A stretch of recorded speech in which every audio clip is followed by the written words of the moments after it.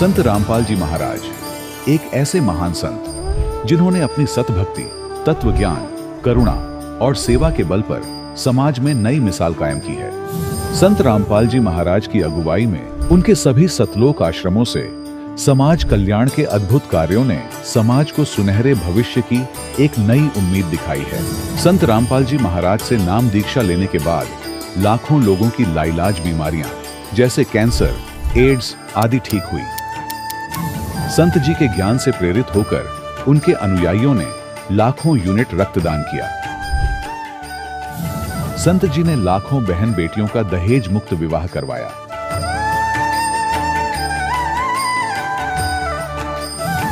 संत जी ने लाखों लोगों का नशा छुड़वाया, करोड़ों उजड़े परिवार बसे। संत जी के आश्रमों में समागम के दौरान निःशुल्क नेत्र चिकित्सा, दंत चिकित्सा प्रदान की जाती है। संत रामपाल जी महाराज द्वारा समय समय पर पर्यावरण संरक्षण के उद्देश्य से बड़े स्तर पर वृक्षारोपण किया जाता है। संत जी ने जरूरतमंदों को तत्काल राहत पहुंचाने के लिए एम्बुलेंस सेवा शुरू की। संत जी अपने अनुयायियों को देहदान के लिए प्रेरित करते हैं, जिससे मानवता की सेवा और चिकित्सा क्षेत्र में सुधार हो सके। संत रामपाल जी महाराज के सभी आश्रमों में हर रोज निःशुल्क भंडारा आयोजित किया जाता है, जहां हर वर्ग, हर जाति और हर धर्म के लोग एक साथ बैठकर भोजन करते हैं।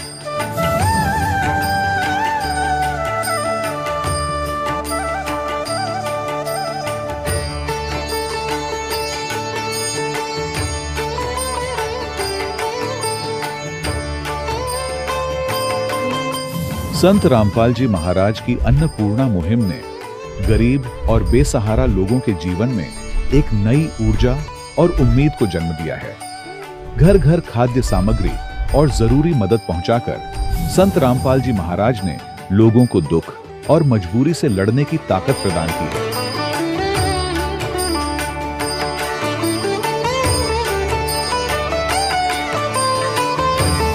संत रामपाल जी महाराज द्वारा गरीब लोगों के लिए घर बनवाने का अद्भुत कार्य एक ऐसी मिसाल कायम कर रहा है जो सदियों सदियों संत जी की उदारता और दया भावना के तौर पर जाना जाएगा।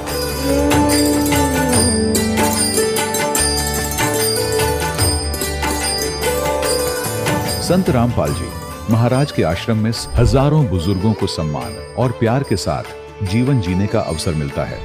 उनके खाने, रहने और स्वास्थ्य की पूरी जिम्मेदारी संत रामपाल जी महाराज उठाते हैं। अनाथ बच्चों के लिए संत रामपाल जी महाराज के सभी आश्रम किसी वरदान से कम नहीं। यहाँ उन्हें शिक्षा, संस्कार और भविष्य के लिए बेहतर अवसर प्रदान किए जाते हैं। चाहे बाढ़ हो, भूकंप या महामारी, संत रामपाल जी महाराज और उनके अनुयायी हमेशा ही जरूरतमंदों के लिए सबसे आगे खड़े रहते हैं।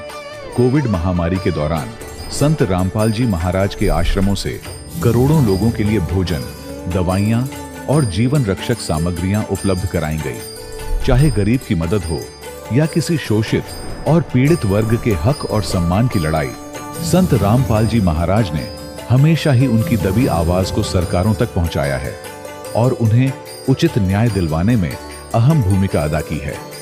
समाज में आध्यात्मिक और सामाजिक मूल्यों के प्रति जागरूकता लाने में संत रामपाल जी महाराज हर कदम पर मानवता के सच्चे सेवक साबित हुए हैं। संत रामपाल जी महाराज का जीवन हमें सिखाता है कि सच्ची सेवा वही है जो निस्वार्थ भाव से की जाए। आइए हम भी इस महान सेवा के कार्य में इस महान संत से जुड़ें और संत रामपाल जी महाराज से नाम दीक्षा लेकर अपने जीवन को धन्य बनाएं।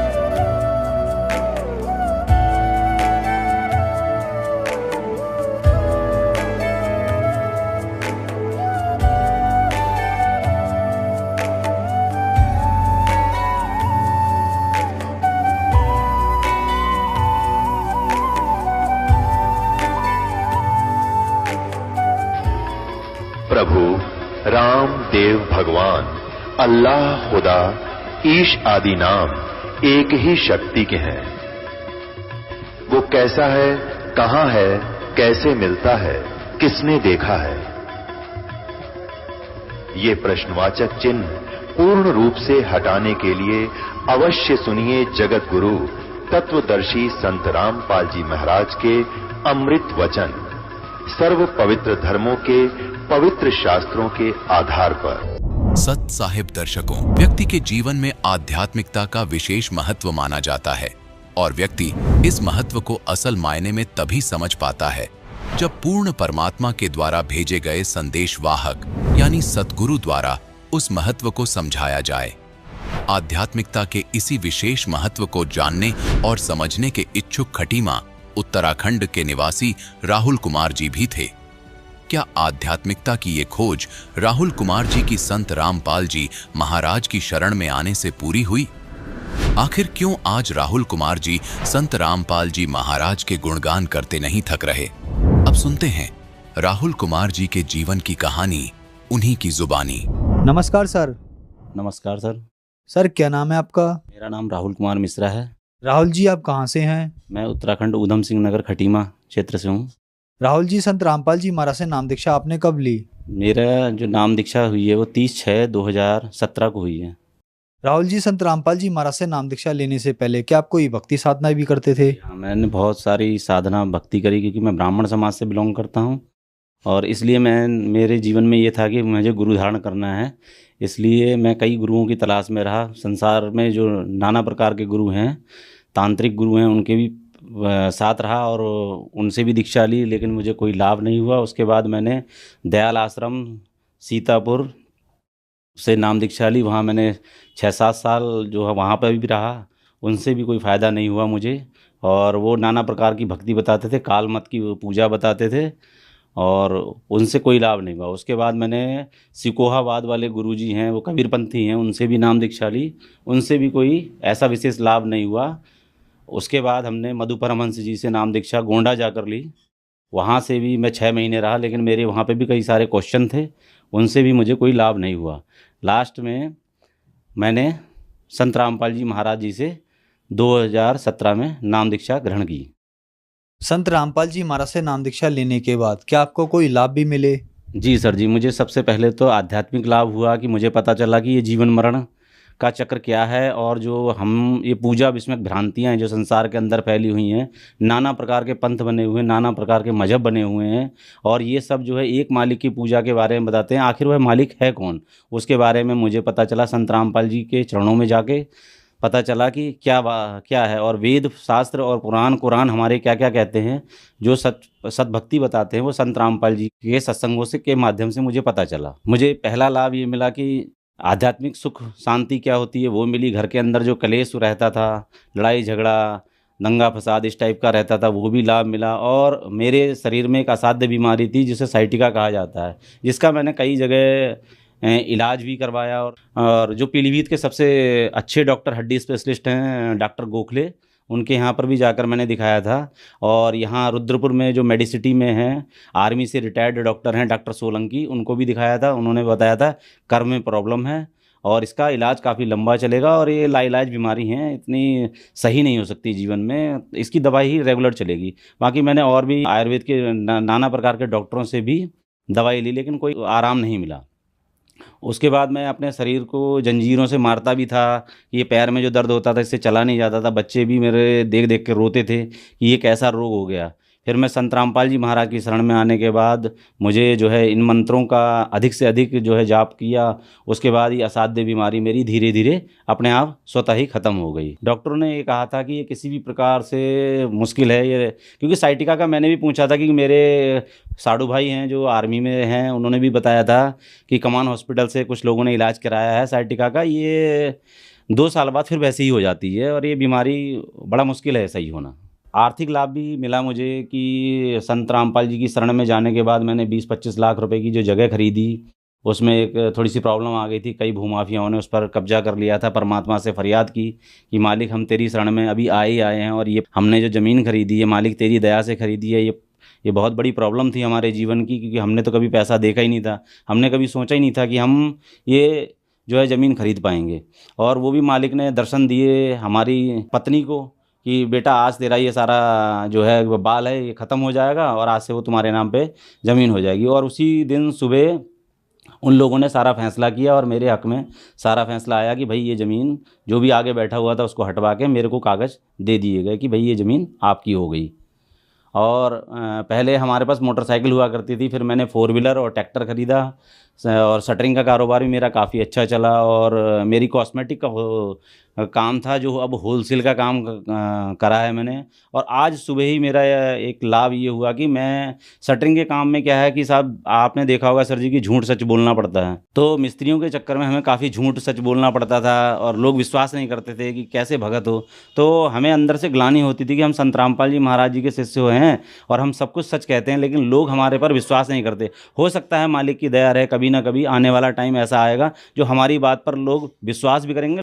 तो हम 5-6 दिन से सोच रहे थे, ग्राहक आ रहा था जा रहा था, लेकिन हम इंटरव्यू जब देने आए तो हमें एक दिन पहले ही हमें पता चला कि हमारा जो सौदा है वो कैंसिल हो गया। तो मन ऐसा हुआ कि मैं इंटरव्यू अभी नहीं देने जाऊंगा, थोड़ा सा मन प्रसन्न हो जाए तब जाता हूं मैं इंटरव्यू देने। लेकिन मैंने फिर परमात्मा से लेट के फरियाद की, परमात्मा संत रामपाल जी महाराज को प्रणाम किया। प्रणाम करने के बाद मैंने कहा मालिक यदि इंटरव्यू अगर मैंने देना है तो मेरा मन भी प्रसन्न होना चाहिए, मेरी आत्मा भी प्रसन्न होनी चाहिए, तभी मैं तेरी शरण में आके इंटरव्यू दूंगा।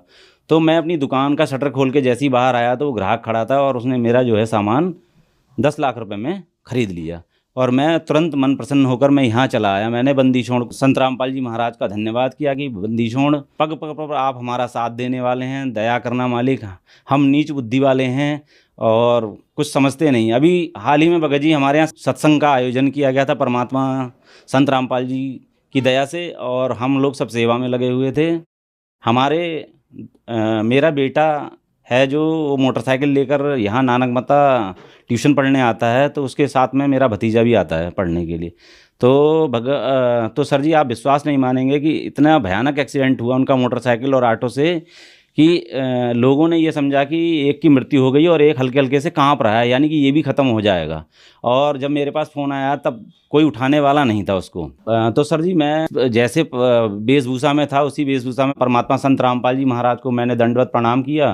प्रणाम करने के बाद कुछ पैसे थे मेरी बैग में, उसको पकड़ा और 4 व्हीलर को चलाकर चलाया। लेकिन हृदय में ये था कि जो है मालिक मैं तो नहीं पहुँच सकता, लेकिन बंदीछोड़ सतगुरु रामपाल जी महाराज आप हर जगह पहुंच सकते हैं। उन्होंने मेरे बच्चे की रक्षा की और हॉस्पिटल से जाने के बाद भी सर जी मुझे ये लगा कि जहां इतना बड़ा एक्सीडेंट था 5-7 हज़ार रुपये की दवाई में ही ठीक हो गया।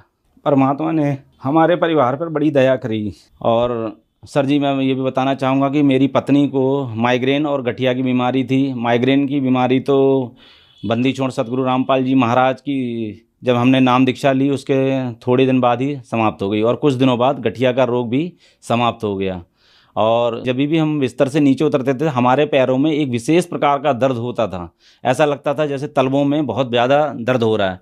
वो भी बंदीछोड़ सतगुरु रामपाल जी महाराज की शरण में जैसे ही आए उसका हमें पता भी नहीं चला कि कैसा दर्द, कहाँ दर्द। हाई बीपी की लगभग हम लोग 7 दिन के अंदर दोनों जने दवाइयाँ खाते थे, किस लो बीपी लो वाली। आज परमात्मा की दया से हमें लगभग 4 साल हो गए, हमने कोई भी बीपी की दवाई नहीं खाई है। परमात्मा संत रामपाल जी महाराज की हम पर विशेष दया है।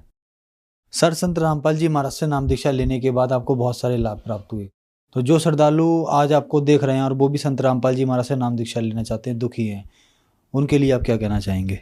मैं उन सभी भगत भाई बहनों से निवेदन करना चाहूँगा, जो हमारी उत्तराखंड कहा गया है, जिसे देवभूमि कहा जाता है, और हमने जहाँ पर नाना प्रकार के मंदिर हैं, जहाँ पर बलि प्रथाओं का आयोजन किया जाता है कि बकरे काटना, इस टाइप से भांति भ्रांति की पूजा है और भूत पिशाचों की पूजा करी जा रही है।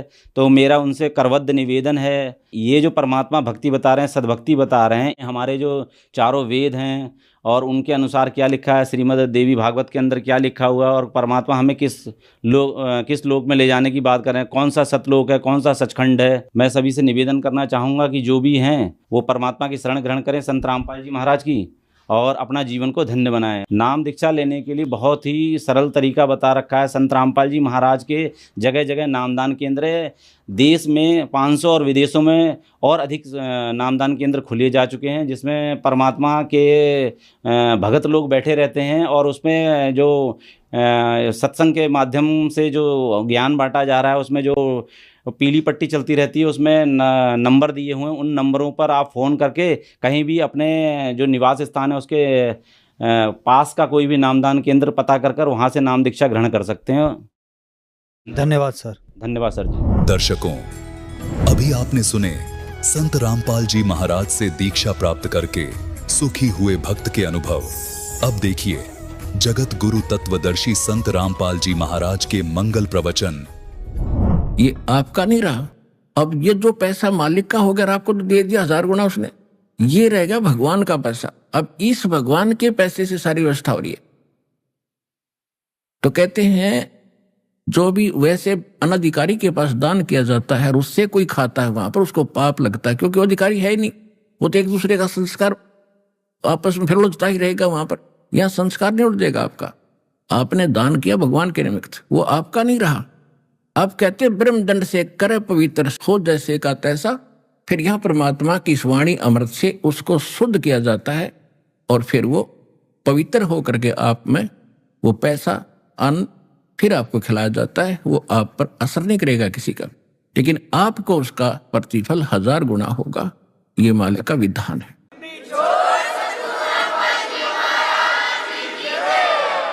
तो जो प्रसंग चल रहा है कि फिर ये शास्त्र अनुकूल साधना करने से वर्षा होती यज्ञ से।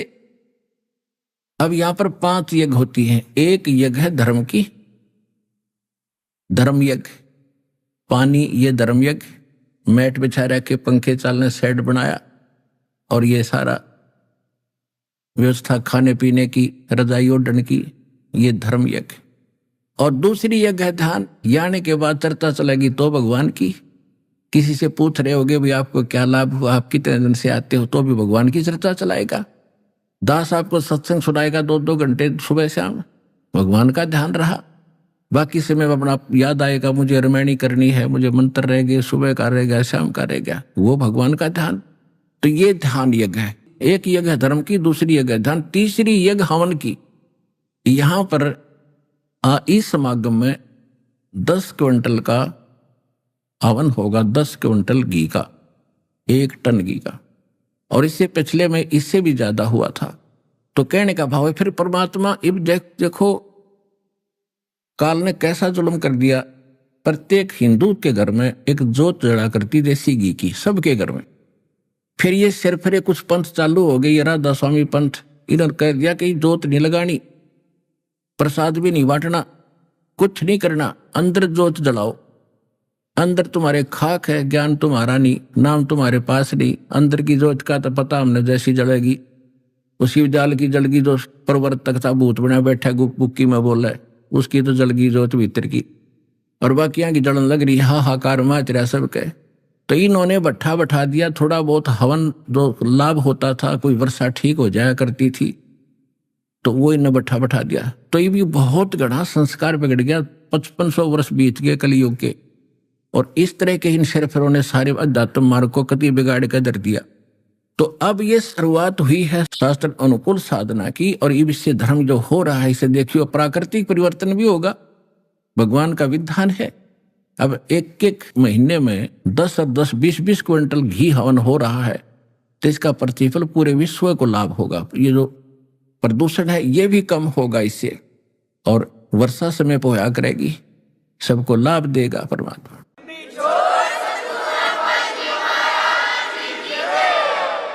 यदि 1 वर्ष या 2 वर्ष वर्षा ना हो, हाहाकार मार जाए। यहाँ पे ये कहें ट्यूबवेल ला लिया फलाना, ये ट्यूबवेल में पानी कहाँ रहेगा, टक्कर मार के मर जाए दुनिया।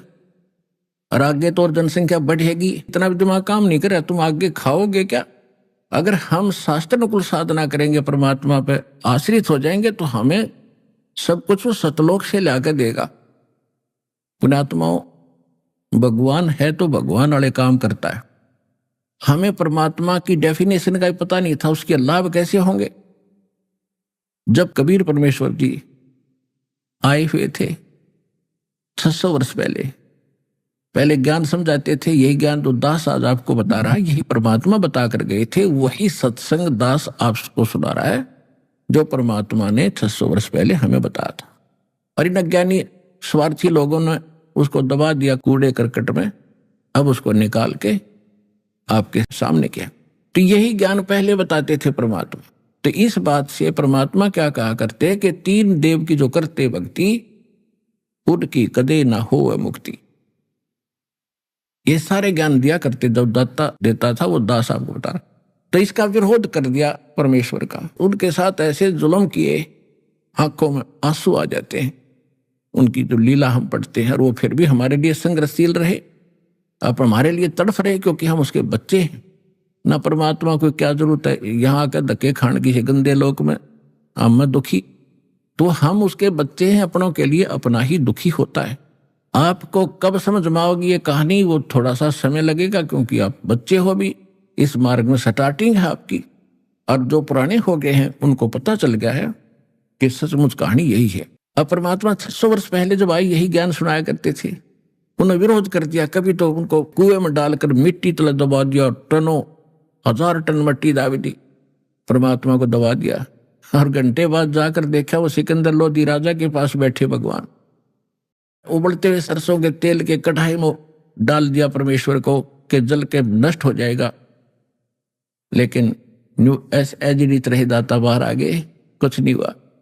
और भी दाता ने कितनी यातनाएं दी।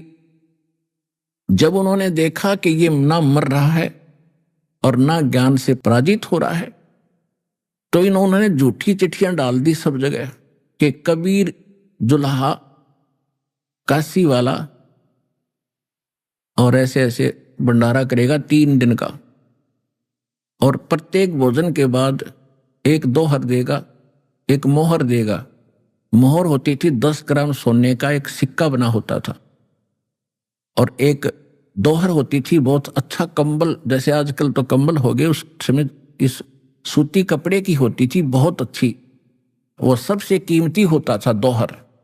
सेठ लोग ही रखा करते थे, सबके बस की दोहर रखना भी नहीं होता था। तो वो बता दिया कि प्रत्येक खाने के बाद एक दोहर एक मोहर मिलेगी, चिट्ठी में लिख दिया। और ये जितने भी संत साधु भक्त बने हैं बेचारे, निकले तो भगवान के लिए ही थे। आगे जैसे गुरु मिले वहां उन्होंने भक्ति के लिए उनके पास बैठ के, तो हजारों डेरे बने हुए थे, कई हजार की संख्या में। और वहां से सभी साधु संत मंडलेश्वर चल पड़े अपने भक्तों को ले लेकर, सारे चेलों को, कि प्रत्येक खाने के बाद एक मोहर मिलेगी, 10 ग्राम सोना प्रत्येक ने मिलेगा। तो जिसका 100 चेले थे तो 100 भी ले लिए, लंगड़े लूले जो भी जैसे थे ठा लिए सारे, सब ने दौर मिलेगी मोहर मिलेगी, मेरे ठाठ होंगे, गुरु जी सोच रहा था। तो सबको ले आए, 18 लाख इकट्ठे हो गए उस दिन, सिर्फ इस लालच में। और कोई ना हो, केवल खाना खाने के लिए कह दे तो कोई ना आता। तो परमात्मा ने चाहा था कि किसी प्रकार एक बार आ जाए, मेरे लिए भटक रहे हैं, आश्रमों में बैठे हैं, संत बन गए हैं, भगत बने हैं।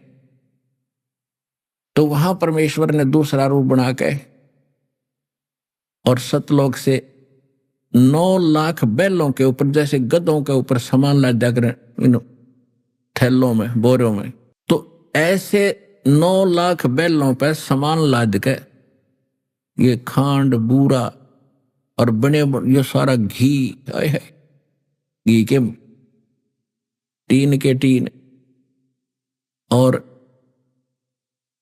बने बनाई लाडू जलेबी पकौड़ी कचौड़ी खुरमानी सारे कुछ आलू सब कुछ ला रखे।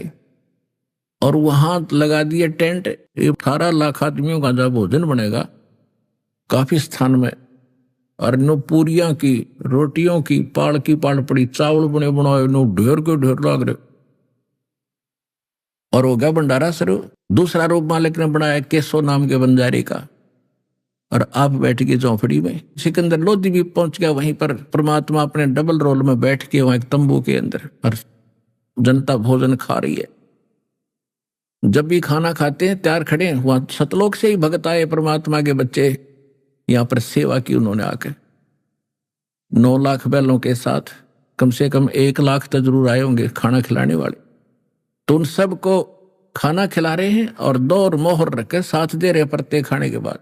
और कोई बेईमान नु कहे ना मेरी माँ ना अण पाई कि मैं सूखा सीधा दे दो आटा, तो उनको आटा चीनी घी सारा डाल कर ले जा और ठाठो ठाठ कर रखे। यहाँ 18 लाख आदमियों को काशी जमा देती, जब और एक शहर था छोटा सा, वो सारा भारत नहीं खिला सकता था एट ए टाइम ला करके 18 लाख आदमियों को भोजन 3 दिन खिलाते। 2 और मोहर वो कहां से लाते?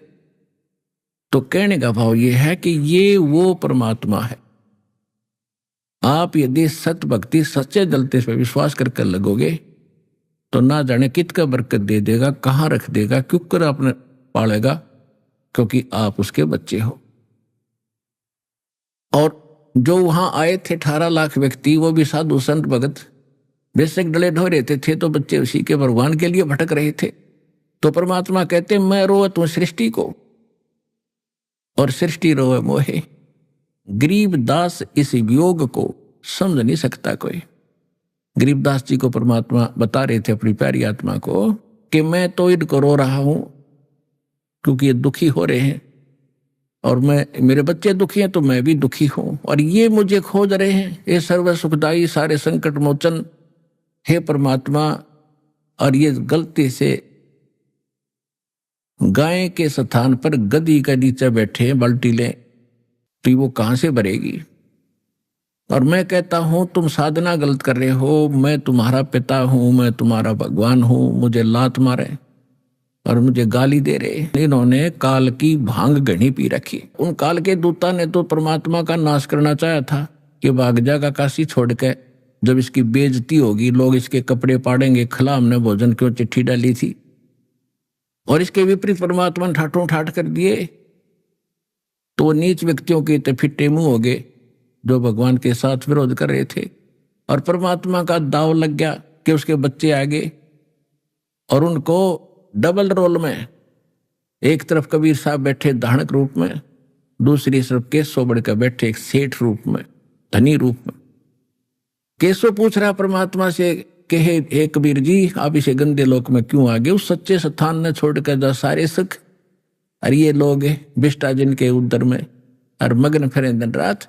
गरीबदास केशव के जमसर जिनकी खार, ये अपने आप नांडी पाक रहे, इनके टट्टी तक इसके शरीर में भरी पड़ी है और पेशाब इसके अंदर शरीर में पड़ा है और ये अंडी पाक रहे हैं। तो इन ऐसे लोगों को आप कैसे समझाओगे। तो परमात्मा बता रहे हैं, वो प्रश्न उत्तर हो रहा है कि केशव तो नहीं जानता मेरे दुख को, ये मेरे बच्चे हैं, इनके लिए मैं भटकूंगा तो कौन भटकेगा। और ये मुझे पहचान नहीं पा रहे हैं, कभी समय आएगा तो ये मुझे पहचानने भी गए, और मैं उनको यहां से निकालने के लिए आया हूं। पूरा ज्ञान सुनाया तो लाखों की संख्या में 10-15 लाख उस दिन परमात्मा के शिष्य बने। वो आए थे, दुष्ट लोगों ने तो परमात्मा के साथ छल किया था और मालिक ने उसको परमार्थ कर दिया, उनके ऊपर भोजन मोहन खिलाया और उनका और 10-20 साल का और धन दे दिया, तुम भूखे मरोगे, इन्हें खा लियो बेच बेच के, इतने भक्ति तो तुम करते। फिर उस समय उनको नाम दिया, प्रथम मंत्र 5 नाम, और उनको चार्ज करके चले गए परमात्मा। लेकिन हम ऐसे हैं, मानने वाले तो है ही नहीं, फिर अपनी वही गतिविधियां, फिर भी वो मंत्र जो मालिक ने दिए थे उनको जाप करते रहे, तो उनको चार्ज हो गए। मोक्ष नहीं होना था, मोक्ष तो होगा अब, लेकिन वहां जो प्रसंग चल रहा था कि सभी प्राणियों की उत्पत्ति वर्षा से होती है, वर्षा यज्ञ से होती है, और यज्ञ शास्त्र अनुकूल धर्म कर्मों से होते हैं। तो ये शास्त्र अनुकूल कर्मों से अब क्या होगा, अच्छी वर्षा होया करेगी। एक बार पुनः परमात्मा ऐसी स्थिति लाएगा विश्व में, मालिक ने का वचन है, वैसे तो नहीं आने की थी, हम कति बिगड़े पड़े हैं, पर उसके वचन से यूं होगा काम, क्योंकि वो दयालु है, जो ने बोल दिया वो सच्चा होगा। जिसके एक वचन से ये सब कुछ चल रहा है, ये पृथ्वी घूम रही है। पृथ्वी की गति जो है 1,08,000 किलोमीटर प्रति घंटा है, 1,08,000। अंदाजा नहीं ला सकता इसकी कितनी गति देखो। और ये स्वयं घूम रही है ऐसे, इसकी भी 1000 मील बताओ, 1500-1600 किलोमीटर प्रति घंटा ऐसे घूम रही है, दिन रात बन रहे, और उसके वचन से घूम रही है। यह साइंटिस्ट कुछ भी अटकल लाए जाओ, गुरुत्वाकर्षण खींच रहा है, आखिर में ये डटे कहां पर है। कोई तो है ऐसा स्थान जिस सबको रोककर फिर गुरुत्वाकर्षण बनाकर घुमा रहा है, तो उसके एक वचन से चल रही है। जब तक उसका आदेश है तब तक ये ऐसे चलेगी। ना इसमें कोई ग्रीसिंग करता, ना इसकी ओवरऑलिंग करते, ना कोई पेट्रोल डालते इसमें, आपे खकाठा रही है। तो उस परमात्मा के वचन से सब कुछ ब्रह्मांड रचे गए एक वचन से। उसी का वचन है कि अब कलयुग 5505 बीत जाने के बाद सकल सृष्टि परवानिक हुई। पूरा विश्व इस भक्ति का मंत्र का दीक्षित होगा और काल फंद छूटे नरलोई सकल सृष्टि परवानिक हुई। होय होय। घर घर देखो बोध विचारा, सत नाम सब ठोर उचारा। और कलयुग बीत जावे जब एता, सभी प्राणी उस परम पुरुष पद चेता। सभी प्राणी उस परमात्मा के उस परम पद के जानकार हो जाएंगे जो गीता अध्याय नंबर 15 के श्लोक नंबर 4 में जिसके विषय में कहा है कि जहां जाने के बाद फिर लौटकर कभी संसार में नहीं आते, परमात्मा के उस परम पद की खोज करनी चाहिए।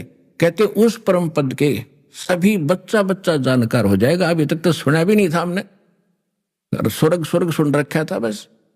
तो आज आपके मुख पर सतलोक सचखंड सतलोक सतलोक हो रहा है, बालक बालक के मुंह पे। तो ये भगवान के वचन से हो रहा है। आपको सुहारा, आपको सत लग रहा है कि सचमुच यही है, क्योंकि ये 100 प्रमाणों से प्रमाणित है। कोई ऐसे डूम भाट के गीत नहीं है ये।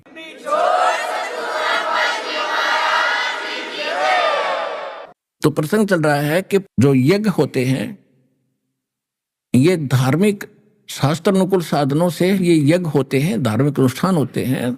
और ये कर्म लगाए ब्रह्म ने, और ब्रह्म की उत्पत्ति हुई उस अक्षर पुरुष अविनाशी परमात्मा से।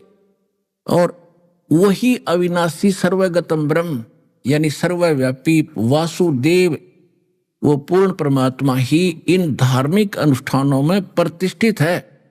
यानी उसी को मूल मानकर, उसी को मालिक मानकर, अपना इष्ट मानकर उसकी पूजा करनी चाहिए। जब शास्त्र अनुकूल साधना करनी चाहिए तब आपके शास्त्र अनुकूल कर्म बनेंगे और वो कर्म जाएंगे फिर इन देवताओं के पास, संसार रूपी वृक्ष की शाखाओं के लगेंगे और फिर हम उनको तोड़ तोड़ खाया करेंगे। धीरे धीरे रे मना, धीरे सब कुछ होए, माली सींचे 100 घड़े, समय आए फल होए। कहते धीरे धीरे रे बना, धीरे सब कुछ हो, माली सींचे 100 घड़ा और फिर समय आए फल हो। अब जैसे आपने सतभक्ति रूपी पौधा आरोप किया है, रोपा है, इसकी अब शास्त्र अनुकूल जो दास ने भक्ति विधि बताई है, इसके अनुसार इसकी सिंचाई करना शुरू करो। धीरे धीरे रे बना, धीरे सब कुछ हो। एक आम के पौधे को पेड़ बनाने में 10-10 वर्ष लग जाते थे, और फिर देखना 10 वर्ष के बाद वो कितना ठाठ करता है, इतने फल लगते हैं, लदबद हो जाता है, और वो टहनी ना चाहते हुए फल देती है। और आप भी खा लो, पड़ोसियों को भी खिला दो, रिश्तेदारों तक भी ले जाते तो भी समाप्त होते। तो एक बार इस भक्ति रूपी पौधे को एक बार पेड़ बन दो।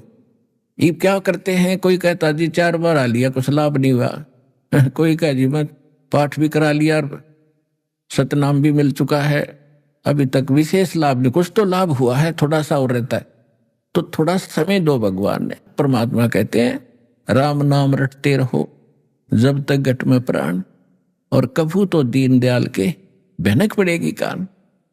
तो सभी तरीकों को अपना के परमात्मा पर विश्वास करके यह साधना करते रहो, इतनी जल्दी ना मचाओ। और फिर देखना कुछ दिनों के बाद आपके मुंह में जबान नहीं रहेगी, क्या मांगू यहाँ के, इतने सुख दे देगा आपको।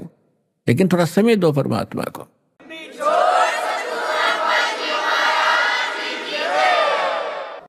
अब जो प्रसंग चल रहा है कि सत्संग परमात्मा ही करते हैं या उसके कृपा पात्र उन्हीं की भाषा को बोलते हैं, और विश्व में कोई सत्संग नहीं कर सकता, ना कोई सत्संग जानता। जैसे परमात्मा ने सूक्ष्म वेद के अंदर कहा कि 3 लोक और भवन चतुर्दश कोई नहीं सत्संगी। गीता अध्याय नंबर 7 के श्लोक नंबर 19 में कहा है कि बहु नाम जन्मा नाम अंते ज्ञानवान माम प्रपते, और वासुदेव सर्वमिति स महात्मा सुदुर्लभ है। गीता ज्ञानदाता ब्रह्म कहता है कि अन्य मेरी पूजा भी बहुत ही कम करते हैं। गीता अध्याय नंबर 7 के श्लोक नंबर 12 से लेकर 15 में 4 श्लोकों में उसने बताया है कि अधिकतर लोग रजगुण ब्रह्मा, सतगुण विष्णु, तमगुण शिव जी तक की भक्ति पर ही आरूढ़ हैं। और ऐसे व्यक्ति राक्षस स्वभाव को धारण किए हुए मनुष्यों में नीच दूषित कर्म करने वाले मूर्ख मेरी भक्ति भी ना करते। फिर अपने बारे में बताता है 7वें अध्याय के 16 से लेकर 18 तक, 16, 17, 18 3 श्लोकों में बताता है कि 4 प्रकार के मेरी भक्ति करते। उनमें ज्ञानी अच्छा है, आर्त, अर्थार्थी, जिज्ञासु। अर्थ तो होता जो संकट मोचन के लिए, संकट निवारण के लिए वेदों के मंत्रों से ही कोई अनुष्ठान करता है, वो कोई अन्य आरती नहीं करता उसमें, वो भी ब्रह्म साधक है, काल का साधक है। और फिर जो अर्थार्थी यानी धन लाभ के लिए भी धार्मिक जो अनुष्ठान करेगा वेद मंत्रों से ही करता है, यज्ञ आदि, तो वो भी काल का ही पुजारी है। और जिज्ञासु जो घर से निकलता है परमात्मा की जानकारी के लिए, जैसे उनको संत मिलते हैं, साधु मिलते हैं, उनसे ज्ञान ग्रहण करके स्वयं वक्ता बन जाता है, वो भी रिजेक्ट कर दिया। चौथा बताया ज्ञानी। ज्ञानी व्यक्ति वो होता है कि मनुष्य जीवन मुश्किल से मिला है और यदि इसमें मोक्ष नहीं हुआ तो इसका व्यर्थ है, चाहे प्रधानमंत्री बन जाए किसी देश का। और उनको ये भी ज्ञान हो जाता है कि अन्य देवताओं की पूजा से कोई लाभ नहीं, केवल एक भगवान की भक्ति से मोक्ष होगा। वो तत्वदर्शी संत ना मिलने के कारण ये ब्रह्म कह रहा है वो मेरे वाली घटिया साधना में व्यस्त रहे, क्योंकि उनको तत्वदर्शी संत नहीं मिला, क्योंकि वो ज्ञानी आत्मा है तो उदार, लेकिन ये मेरे वाली अनुत्तम गति में ही आश्रित रहे। गीता अध्याय नंबर 2 के श्लोक 12 में, गीता अध्याय नंबर 4 के श्लोक नंबर 5 में, गीता अध्याय नंबर 10 के श्लोक नंबर 2 में ये स्वयं कहता है कि अर्जुन तेरे मेरे बहुत जन्म बोलिए, तू नहीं जानता मैं जानता। तो इससे सिद्ध है कि इसकी भक्ति करने से वो परम शांति नहीं मिल सकती, जो गीता अध्याय नंबर 18 के श्लोक नंबर 62 में, गीता अध्याय नंबर 15 के श्लोक नंबर 4 में वर्णित है कि उस परमेश्वर की शरण में जा जिसकी कृपा से तू परम शांति को और सनातन परम धाम को प्राप्त होगा, जहां जाने के बाद फिर लौट कर कभी संसार में नहीं आते। उस परम पद की खोज करनी चाहिए। तो वो परम पद इस काल की साधना से प्राप्त नहीं हो सकता, इसका ओम नाम है। गीता अध्याय नंबर 8 के श्लोक नंबर 13 में इसने कहा कि ओम इति एकाक्षरम ब्रह्म व्यवहारण माम अनुस्मरण ये प्रयाति तजन देहम से याति परमाम गतिम। मुझ ब्रह्म का केवल एक ओम मंत्र है, और जो इसकी साधना करता हुआ भक्ति कर उच्चारण करके सिमरण करता हुआ शरीर छोड़कर जाता है तो इससे मिलने वाली परम गति प्राप्त होती है।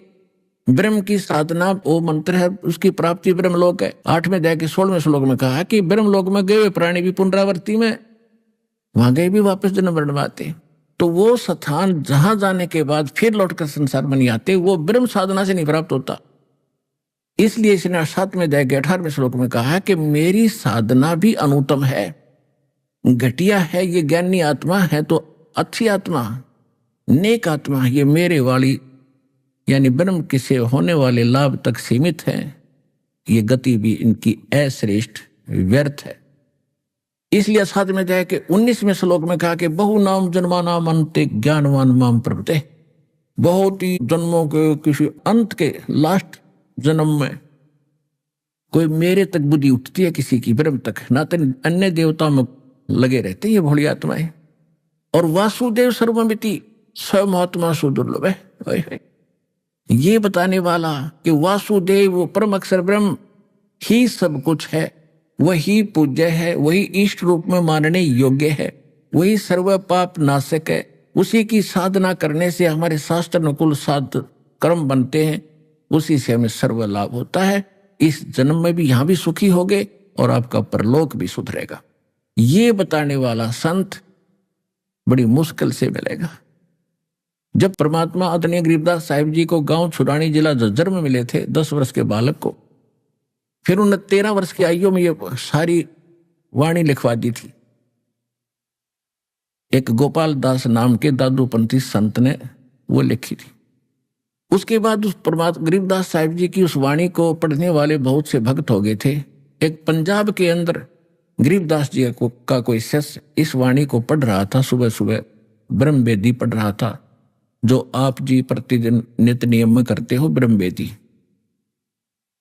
उसको एक लुधियाना के पास एक वासियर गांव है, वासियर, वहां का एक राम राय उर्फ झुमकरा नाम का एक सरदार जी था।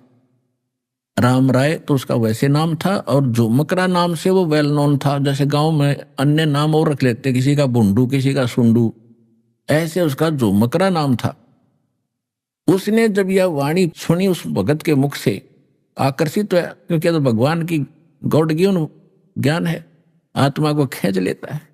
और वो तो पुण्यात्मा थे, वैसे भी वाणी के मर्मज्ञ है, वाणी के ऊपर कायल है ये सरदार लोग थे, सिख। तो उसने पूछा कि भगत ये किसकी वाणी है? गुरु ग्रंथ साहिब में तो मैंने कहीं देखा नहीं इसको। तो उस भगत ने बताया कि मेरे पूज्य गुरुदेव जी गरीबदास जी हैं, गांव छुड़ानी, जिला दद्दर तो नहीं था उस टाइम में, गांव छुड़ानी दिल्ली के पास, सारा मार्ग बताया। और उनको परमात्मा मिले थे सतलोक से आकर के, जैसे नानक जी को मिले थे ऐसे ही। तो वो काफी प्रभावित हुआ इस बात से कि जैसे नानक जी को मिले थे ऐसे उनको मिले हैं, और ऐसी वाणी, और वो संत हैं अभी जीवित। भगत ने बताया कि बिल्कुल अभी जीवित है। तो उसने अगले दिन ही वहां जाने की ठान ली, छुड़ानी पहुंच गया, सारा ज्ञान सुना गरीबदास जी से। होए होए, जब सारा ज्ञान सुनने के बाद उसने कहा कि हे भगवान, हे महाराज, ये ज्ञान तो आज तक हमारे को किसी ने नहीं बताया। होए होए होए, तब गरीबदास जी ने क्या कहा? तत्व भेद कोई ना कहे रे झूमकरा, ये पैसे ऊपर नाच सुनो राई झूमकरा, कोटों मध्य कोई नहीं रे झूमकरा, अरबों में कोई गर्क सुनो राई झूमकरा। ओए होए, कहते इस तत्व भेद को कोई नहीं जानता, सिर्फ कथा कर दी, पैसे मिल गए, यहां तक सीमित है ये लोग। इसके ऊपर नाच नच रहा, सारा पैसे ऊपर नाच सुनो रहा झूमकरा। और इस ज्ञान के जानने वाला, जो तत्व ज्ञान के जानने वाला जो मैं बता रहा हूं, तुझे अरब संतों में नहीं मिलेगा, अरबों में, मानव शरीरधारी करोड़ों में नहीं मिलेगा, करोड़ों में नहीं मिलेगा, अरबों में कोई गर्क सुनो रहा झूमकरा, अरबों में। होए होए, पुण्यात्माओं, आज पूरे विश्व के मानव की आबादी 7 अरब से कुछ ऊपर है, और उस 7 अरब आबादी में 1 अरब कम से कम ये मार्गदर्शक भी होंगे, गांव गांव में, घुर घुर में। तो इन सब आज विश्व में इस दास के अतिरिक्त ये तत्व ज्ञान किसी के पास पृथ्वी पर नहीं है, 21 ब्रह्मांड में नहीं है।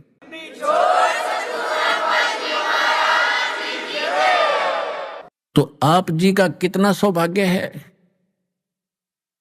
और सराहो आपकी किस्मत, और धन धन करो उस परम पिता को जिसने आपको ऐसे समय में जन्म दिया। धन है आपके माता पिता जिनसे जन्म हुआ, और इसका पूर्ण लाभ उठाओ। तो प्रसंग चल रहा है कि इस तत्व ज्ञान के बताने वाला आपको अरबों में नहीं मिलेगा। अब क्या बताते हैं? भजन करो उस रब का जो दाता है कुल सब का, भजन करो उस रब का जो दाता है कुल सब का, यानी सबका दाता, जो तीनों लोकों में प्रवेश करके सबका धारण पोषण करता है। तो उस परमात्मा की भक्ति करो, भजन करो उस रब का।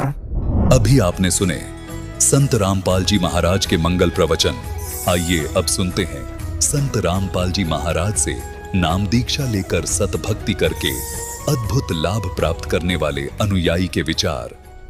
सत साहिब दर्शकों, जरा सोचिए, जब कोई व्यक्ति पूरी श्रद्धा और समर्पण के साथ जीवन भर अपने धर्म में प्रचलित सभी प्रकार की भक्ति करता रहे, व्रत रखे, मंदिरों में दर्शन को जाए, अनेकों मंत्र जाप करे, फिर भी उसे जीवन में शांति ना मिले, समस्याएं कम होने की बजाय और बढ़ती ही चली जाएं, तो उसका विश्वास डगमगाना स्वाभाविक हो जाता है। दर्शकों, कुछ ऐसी ही कहानी थी सागर, मध्य प्रदेश के रहने वाले हरप्रसाद जी की। हरप्रसाद जी ने बचपन से ही पूजा पाठ, व्रत उपवास और परंपरागत भक्ति में अपना पूरा जीवन लगा दिया, लेकिन इसके बावजूद भी न तो इन्हें कभी शारीरिक सुख मिला और न ही मानसिक शांति का अनुभव हुआ। स्थिति इतनी गंभीर हो गई थी कि डॉक्टरों ने भी हाथ खड़े कर दिए और यहां तक कह दिया कि आपके मुंह का कैंसर अब ठीक होना संभव ही नहीं है। लेकिन दर्शकों, आज हरप्रसाद जी का कहना है कि जब से इन्होंने संत रामपाल जी महाराज की शरण ग्रहण की है, और उनके द्वारा शास्त्रों के आधार पर बताई गई भक्ति को अपनाया है, तब से इनका जीवन पूरी तरह से बदल गया है। अब सवाल उठता है, आखिर संत रामपाल जी महाराज ने हरप्रसाद जी को ऐसी कौन सी जड़ी बूटी दे दी जिससे इनकी कैंसर जैसी लाइलाज बीमारी भी छूमंतर हो गई? और आखिर क्यों आज लाखों लोग संत रामपाल जी महाराज को परमात्मा मान रहे हैं? दर्शकों, आइए सुनते हैं हरप्रसाद जी की कहानी, उन्हीं की जुबानी। सर नमस्कार। सत साहब। सर क्या नाम है आपका? मेरा नाम हरप्रसाद दास। हरप्रसाद जी कहाँ से आए आप? सर जी मैं गांव काशी पे पड़ गया, तहसील दहली, जिला सागर, मध्य प्रदेश से आया। सर संत रामपाल जी महाराज की शरण में आने से पहले आप क्या भक्ति साधना करते थे? सर जी मैं वही अपने परिवार के अनुसार जो देवी देवताओं की भक्ति चलती थी उसे ही करता था, और जो गांव में रीति रिवाज चलते हैं उन्हीं में, जैसे रामायण पाठ होता है, अखंड पाठ रामायण का करता था, और देवी देवताओं की भक्ति करता था, पूजा करता था। और घर में जो 2 आठें होती हैं हमारे पास यहाँ चैत में और कुंवार में, तो दोनों आठें की पूजा हुआ करती थी कुल देवी की। वो कुल देवी में हमारे यहाँ बीजा सेन माता पूजती थी, तो उन्हीं को पूजा किया करते थे। सर आप जो ये सभी प्रकार की पूजाएं कर रहे थे, सर आपके हाथ में जो ये रिपोर्ट्स हैं वो किस चीज़ की हैं? भगत जी ये सब करते हुए इतने माने जो धार्मिक कार्यक्रम हमारे गांव में देवी जी, दुर्गा जी भी विराजमान होती थी, गणेश जी भी विराजमान होते थे, और इतना सब भक्ति करते हुए, और इसके बावजूद भी दास को कैंसर हो गया। कैंसर, तो एक कैंसर की रिपोर्ट है भगत जी, इसमें बकल म्यूकोसा नाम से कैंसर बताया था डॉक्टरों ने, बायोप्सी हुई थी। तो इसका ऑपरेशन भगत जी यहाँ भोपाल में चिरायु हॉस्पिटल में हुआ। तो ऑपरेशन होने के बाद में माने रिपोर्ट फिर से आई जब, तो उसमें डॉक्टरों ने बताया कि आपका यहाँ कुछ माने गिल्टी के यहाँ कैंसर बाकी रह गया है, तो आपको सिकाई करवाना पड़ा। सर आपने जो अपनी बीमारी का इलाज डॉक्टरों से करवाया उसमें कितना खर्च आया? मगर जी डॉक्टर के पास तो कम से कम 1 लाख रुपए खर्च हो गया होगा उस समय पे। तो क्या सर 1 लाख रुपए में आपके मुंह का जो कैंसर था क्या वो सारा ठीक हो गया? नहीं भगत जी। क्या दिक्कत आ गई थी? वो भगत जी उन्होंने बोला कि इसकी सिकाई करवाना पड़ेगी, तो सिकाई के पास माने सिकाई के लिए मेरे पास पैसे नहीं थे। कितने पैसे मांगे आपसे? 60,000 रुपये मांगे थी सिकाई के लिए। 32 सिकाई होना थी भाई। मैंने सिकाई नहीं करवाई, मैं फिर घर आ गया पैसों की जुगाड़ में। तो वहाँ डॉक्टर ने फाइल पर दस्तखत करवा लिए थे, वो बोला था कि ये आपका रोग फिर से लौट सकता है, कैंसर का हो सकता है 2 महीने 3 महीने 6 महीने लग जाए, इतने में रोग वापस आ जाए। तो सर जी मैं जब अपने गांव आया तो मैंने उस फिर इलाज का मन जिक्र ही छोड़ दिया, इलाज फिर नहीं करवाया, पैसे नहीं थे पास में। तो फिर 6-10 महीना बाद में फिर से यहाँ समस्या हो गई, और यहाँ पर सूजन हो गई थी भगत जी, और ये यहाँ से फिर सुन्न हो गया था पूरा हिस्सा। तो ये आँख भी, एक आँख बंद होती चालू होती थी, एक ऐसी खुली ही रहती थी। ये लाल है जो यहाँ ऊपर नीचे नहीं होता था, गाल भी नहीं हिलता था, सुन्न हो गया था। यहाँ पर इतना बड़ा एक गठान सी फिर से हो गई, उसमें बहुत तकलीफ होती थी भगत जी। खाना भी नहीं खाया जाता था, मेरी मरणासन स्थिति बन गई थी। तो फिर भगत जी मैं सागर गया, सागर में मेडिकल है जो, तो वहाँ जांच करवाई, तो वो बोले भाई इसमें कैंसर फिर से वो हो गया है, इसे सिकाई करवाना पड़ेगी। तो मैं कही वो तो सागर में सिकाई की व्यवस्था है नहीं, बोले वहीं जाओ जहाँ ऑपरेशन कराया था। तो मैंने उनसे बहुत विनती की डॉक्टरों से कि भाई ऐसा जो यहाँ इलाज हो कर दो। वो बोले नहीं यहाँ नहीं हो सकता इलाज, कुछ नहीं हो सकता। तो सर जी मैं फिर वहाँ से अस्पताल से वापस आ गया। तो जब वापस आ गया तो मेरी स्थिति मरणासन नहीं थी, सारा गांव मुझे देखने आया करता था कि ये कब हो सकता है, कब निपट जाए। तो एक हमारे गांव में बाबूलाल मान भगत जी हैं जो सदगुरु रामपाल जी महाराज की शरण में पहले से ही 2016 से जुड़े हुए हैं। तो उनको भी पता लगा, तो वो हमें देखने के लिए आए, और जब वो हमें देखने के लिए आए तो उन्होंने हमसे माने कहा कि अगर आपको ठीक होना है तो आप सतगुरु रामपाल जी महाराज की शरण ले लीजिए, और सागर में नामदान केंद्र, वहाँ चल कर के आप नामदान ले लीजिए, सही हो जाओगे। तो फिर मैं उनकी बात मानकर उन्हीं को साथ में लेकर बाबूलाल भगत जी को और सागर गया नामदान केंद्र पर। तो वहाँ संत रामपाल जी महाराज का मैंने नाम उपदेश लिया और फिर तब वहाँ आश्रम में जो सेवादार हैं दाऊ भगत जी कहलाते हैं, वो कहने लगे कि अब जाओ आप मेडिकल में। तो मेडिकल में फिर से बोला उनसे कि आप माने दवाई हमारी कर दो। तो मैं मेडिकल फिर वहीं से मैं मेडिकल गया। तो मेडिकल में जब वहाँ डॉक्टर के पास गया, कैंसर विशेषज्ञ के पास, तो कैंसर विशेषज्ञ बोले कि तुम फिर आ गए यार। मैंने बोला था वहाँ जाओ भोपाल। तो फिर मैंने कहा कि डॉक्टर साहब मुझे इतना पैसा नहीं है कि मैं भोपाल जाऊँ, यहीं दवाई कर दो। तो वो कहने लगे ठीक है मैं तुम्हें दवाई कर देता हूँ। तो उनने कहा कि आपको यहाँ 6 महीने माने रेगुलर दवाई करवाना पड़ेगी और 1 महीने में 5 दिन के लिए हर महीने भर्ती होना पड़ेगा। तो फिर उनने ऐसा माने संत रामपाल जी महाराज की कृपा से उनका ऐसा मन बदल दिया कि वो यहाँ दवाई करने के लिए मंजूर हो गए और फिर उन्होंने हमें हर महीने 5 दिन भर्ती किया। उसके बाद में हमारी जांच चलती रही कुछ माने 6 महीने के बाद 1-2 महीने और। फिर मैंने डॉक्टर से पूछा कि सर कब तक ऐसे हमारा आना पड़ेगा अस्पताल में, कब तक ऐसी हर महीने में जांच करवाना पड़ेगी। वो डॉक्टर साहब बोले कि अब ये कैंसर की बीमारी तो तुम्हारे जान के साथ ही जाएगी, जब तुम्हारी मृत्यु होगी तब ये बीमारी समाप्त होगी, इसके पहले नहीं होगी, जीवन भर के लिए ये परेशानी बन गई। तो सर जी फिर उस महीने में घर वापस आया और आकर के जहाँ हमारी पूजा स्थल बनाए हुए हैं, हम संत रामपाल जी महाराज को विराजमान किए हुए हैं। जगत गुरु तत्वदर्शी संत रामपाल जी, हम तो भगवान बोलते हैं उन्हें, हम महाराज नहीं बोलते हैं। तो उनकी हमने पूजा स्थली पे दंडवत प्रणाम किया और रोया और कहा भगत जी दास को अब अस्पताल न जाना पड़े महाराज, अगर भगवान ने अस्पताल जाना पड़ा मुझे तो मैं यहीं फांसी लगा के मर जाऊंगा, मैं अस्पताल नहीं जाऊंगा।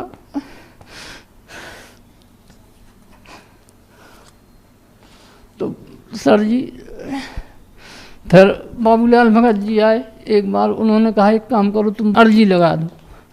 तो मैंने भगत जी अर्जी लगाई तो वहाँ से 12 बजे संदेश आ गया। दूसरे दिन जगत गुरु संत रामपाल जी भगवान का आदेश आया वहाँ से कि भक्ति में कमी मत रखना, भक्ति करते रहो, तुम्हें सब ठीक हो जाएगा, परमात्मा सब ठीक कर देंगे। तो सर जी वो दिन है कि आज का दिन, ना तो मैं कभी सागर मेडिकल में जांच कराने के लिए गया कभी, और ना ही एक गोली खाई, और ना ही मैंने फिर दूसरी बार रिपोर्ट लिखवाई, ना मैंने जांच करवाई कि मुझे कैंसर है कि नहीं है। भगत जी आज तक मुझे पता ही नहीं है कैंसर के नहीं है। सर जब आपको डॉक्टर ने 6 महीने के लिए एडमिट करने के लिए कहा और बताया कि हर महीने आपको 5 दिन एडमिट होना पड़ेगा, इस तरह से आपका ट्रीटमेंट चलेगा, तो क्या आपने सर वो पूरा ट्रीटमेंट करवाया? वो तो 6 महीने का पूरा कोर्स किया था सर जी। सर उसके बाद जब डॉक्टर ने आपको बताया कि आपकी ये लाइलाज बीमारी है और ये आपकी मृत्यु के बाद ही ख़त्म होगी, तो सर उसके बाद आपको कैसा लगा? सर जी फिर तो मैं एक बार भी डॉक्टर के पास नहीं गया। उनने बोल दिया था, एक कागज़ पे लिख दिया था कि यहाँ मत आना कभी, अगर तुम्हें इलाज कराना है तो जबलपुर जाओ या भोपाल जाओ, वहाँ जाके सिकाई करवाओ, बस इसका एक इलाज अब आपके पास है, सिकाई करवा लो, अब वो भी सारी ज़िंदगी। सर आपने अपनी कैंसर की बीमारी को ठीक करवाने के लिए अलग अलग हॉस्पिटल में अलग अलग डॉक्टर्स के पास लाखों रुपए खर्च किए, आपने अपने जीवन की सारी कमाई अपनी बीमारी में लगा दी, उसके बावजूद भी डॉक्टर आपको ठीक नहीं कर पाए। सर क्या कहना चाहेंगे आप? सर जी डॉक्टर भगवान की तुलना इस बात से साबित होती है कि डॉक्टरों की हद होती है। डॉक्टर एक हद तक दवा कर सकते हैं, उनके पास जितना उनने किताबों में पढ़ा है उसके अनुसार ही वो दवा कर सकते हैं, उससे आगे कुछ नहीं कर सकते। लेकिन सर जी भगवान बेहद है, उसकी कोई हद नहीं होती, भगवान तो कुछ भी कर सकता है। भगवान तो सारी सृष्टि को एक सुई की नोक में से निकाल सकता है, जब तो ये बीमारी क्या है। सर जी डॉक्टर तो बोलते थे हमसे कि लाखों रुपए खर्च करते रहना पड़ेगा, और लाखों रुपए खर्च भी करो तो ये लाइलाज बीमारी है, इसे ज़िंदगी भर आपको दवाई खाना पड़ेगी, सिकाई करवाना पड़ेगी, लेकिन ये ठीक कभी नहीं होगी। परंतु मैं अपने भगवान जगत गुरु संत रामपाल जी महाराज की जब मैंने प्रार्थना लगाई तो वहाँ से आदेश आया कि बेटा आपकी बीमारी ठीक हो जाएगी, बस भक्ति करते रहो, परमात्मा सब ठीक कर देंगे। तो भगवान तो बेहद है, वो कुछ भी कर सकते हैं। और सर जी जब से आज 2 साल हो गए, 2 साल से और ज़्यादा भी हो गए सर जी, मैंने कैंसर की ये गोली भी नहीं खाई है। और कैंसर तो ठीक है सर जी, मुझे बुखार भी नहीं आया, कभी सर में दर्द भी नहीं हुआ, एक भी गोली नहीं खाता भगत जी सर जी।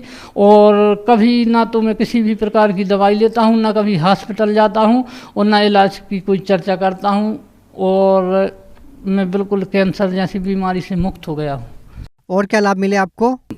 भगत जी संत रामपाल जी भगवान से मुझे बहुत लाभ मिले। पहले तो ये आध्यात्मिक लाभ मिला, और शारीरिक लाभ मिला, मानसिक लाभ मिला, आर्थिक लाभ मिला। भगत जी मोक्ष मार्ग की भक्ति प्राप्त हुई, और ये हमारा मृत जानलेवा रोग जो कैंसर था ये बिल्कुल ठीक हो गया। और भगत जी मेरी बीमारी के बाद जब मैं ठीक हुआ तो मेरी माने जो कमाई थी, पैसा था मेरे पास, वो मैंने ऑपरेशन में लगा दिया, और मेरे पास भुखमरी की हालत आ गई। तो भगत जी जगत गुरु तत्वदर्शी संत रामपाल जी भगवान की दया से आज मेरे यहाँ जो मेरी खेती में अच्छी फसल नहीं होती थी, वो फसल दूनी चौगनी निकलने लगी। और भगत जी मैं जाति से नाई हूँ, बाल बनाने की मेरी दुकान है, तो भगत जी उसमें भी ग्राहक बहुत आने लगे। पहले तो जब कैंसर हुआ था सभी मेरे पास कोई बाल कटवाने के लिए नहीं आता था, मैं ठीक हुआ ही था तब सबको मुझसे घृणा सी होती थी, कोई नहीं आता था। लेकिन मालिक संत रामपाल जी भगवान की दया से अब ग्राहक भी आते हैं भगत जी। और एक लाभ ये भी हुआ कि हमारे पास सत्संग को सुनने के जाने के लिए मोटरसाइकिल नहीं थी दास ने संत रामपाल जी महाराज के पास, तो मालिक मेरे पास मोटरसाइकिल नहीं, आने जाने में कहीं सत्संग सुनने को जाता हूँ तो दिक्कत होती है।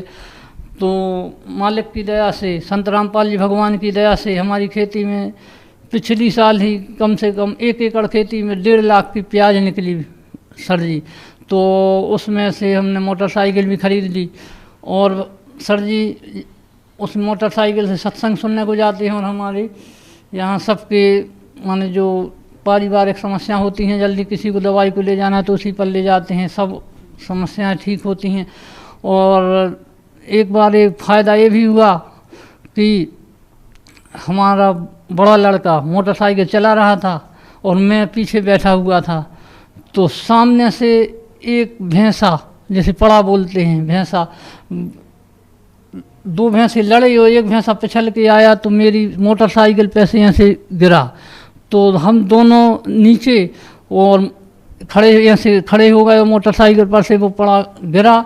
तो ना मोटरसाइकिल का कुछ बिगड़ा और ना हम दोनों को बिल्कुल भी खरोंच भी नहीं आई। और भगत जी उस पड़े के पिछले हिस्से में जो पिछली जांग है वो मोटरसाइकिल पे गिरा तो उसको इतना बड़ा गहरा घाव हो गया, उस खून हो गया, खून निकलने लगा उसे। लेकिन ना मोटरसाइकिल का कुछ बिगड़ा और ना ही हम दोनों का कुछ बिगड़ा। और ऐसे तो अनेकों लाभ हैं छोटे मोटे, कितने लाभ गिनाऊं, जितने लाभ भी गिनाऊं उतने कम हैं। सर भगत समाज को क्या संदेश देना चाहते हैं आप?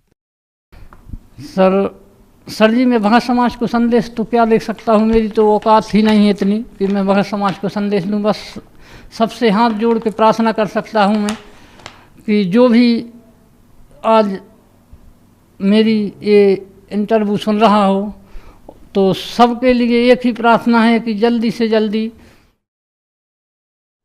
तत्वदर्शी जगत गुरु संत रामपाल जी भगवान की शरण में आओ। और सभी संसार में जो भी दुखी हैं, जितने भी दुख दर्द हैं, बीमारी हैं, बड़ी से बड़ी बीमारी जो डॉक्टरों ने हाथ खड़े कर दी है कि ये हमसे ठीक नहीं होगी, वो भी लाइलाज बीमारी भी हमारे संत रामपाल जी भगवान की शरण में आने से सब ठीक हो जाती हैं। तो हम अपने गांव वालों से, हम अपने परिवार वालों से और समस्त जगत के भाई बहनों से यही प्रार्थना करना चाहेंगे कि जल्दी से जल्दी अभी अवसर है कि अभी धरती पर भगवान आए हुए हैं, उनकी शरण में आकर के उनसे नाम दीक्षा लेकर के उनका ज्ञान समझ करके और सतभक्ति करके अपना कल्याण करवा। जी धन्यवाद जी। सत साहिब।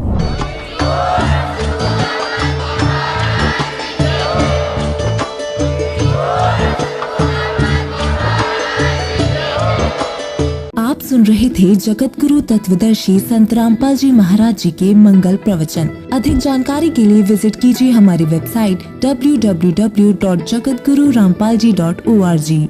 संत रामपाल जी महाराज जी के शुभ आशीर्वाद से पूरे विश्व भर में 500 से भी ज्यादा नाम दीक्षा केंद्र हैं, जिन पर संत रामपाल जी महाराज जी द्वारा ऑनलाइन निशुल्क नाम दीक्षा दी जा रही है। अपने नजदीकी नाम दीक्षा केंद्र का पता करने के लिए संपर्क करें 8222880541।